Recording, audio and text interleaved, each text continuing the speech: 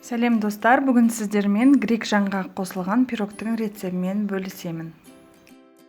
Бізге керек сары май, қант, ұн, жұмыртқа, қамыр қопсытқыш, сгущенка, грек жаңғағы. Жұмсақ сары май мен қантты миксерлейміз, шамамен 2-3 минут.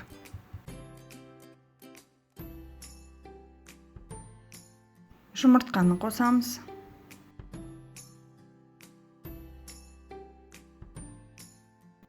ұн мен қамыр қопсытқышты електен өткізіп қосамыз, крошка болғанша миксерлейміз. Қамыр осындай болғаннан кейін қолмен илеп бастаймыз, жұмсақ, қолға жабыспайтын қамыр илейміз. Пищевой пленкаға орап, холодильникке 30 минутқа саламыз. Грек жаңғағын блендердан өткіземіз, немесе пышақпен ұсақтап тураймыз. Негізінде жаңғақтар қатты майда болмаған дұрыс, арасында үлкен жаңғақтар болса, піскеннен кейін пирогымызда жаңғақтар күштілеп тұрып қытырлап тәтті болып тұрады.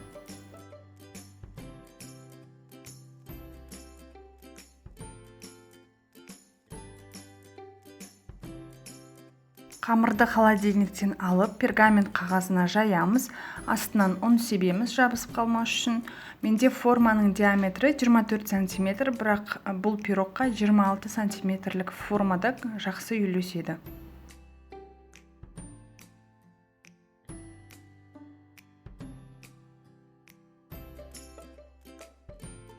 Бұл пирог қатты биік болмайды, шамамен 2-2,5 сантиметрдей болады.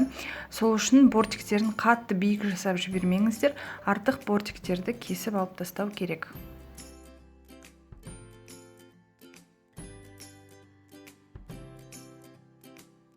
Форманың үстіне грек жаңғағын саламыз, түзулетіп шығамыз. Біркелкі етіп сгущенканы құямыз. Бортиктері әдем болу үшін шанышқымен үстінен сәл басып шықтым.